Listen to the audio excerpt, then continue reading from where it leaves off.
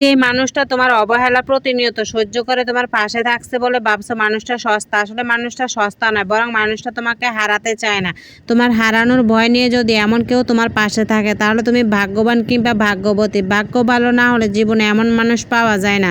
তবুও যদি ওই মানুষটার দুর্বলতা পুঁজি করে তুমি আঘাত করো তাহলে তুমি সত্যিই বোকা। কারোর দুর্বলতা সুযোগ পেয়ে যখন তুমি নিজের ইচ্ছা মতো তাকে আঘাত দাও, কষ্ট দাও, তখনই ওই মানুষটা সহ্য করার ছাড়া কিছুই করার থাকে না। মানুষটা হয়তো মুখে কিছু বলবে না, কিন্তু সে মনে ঠিকই কষ্ট পুষে রাখবে, যা তুমি বুঝতে পারো না।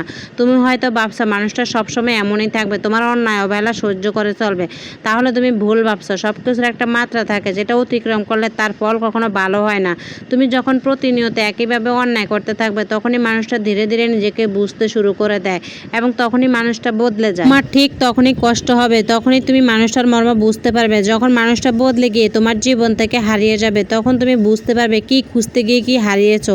অথচ তোমার তখন কিছুই করার থাকবে না, কারণ মানুষটা ততদিন বদলে যাবে। সম্পর্ক রক্তের হতে হবে এমন না, কিছু সম্পর্ক মনের মায়ারও হয়ে থাকে। এসব সম্পর্কে রক্তের সম্পর্ক চেয়ে অটুট। কথাটা খারাপ লাগলেও কথাটা কিন্তু বাস্তব। তাই সবাই মনের মানুষকে নিজের মতন করে রাখুন। সবাই ভালো থাকুন, সুস্থ থাকুন। আল্লাহ হাফেজ।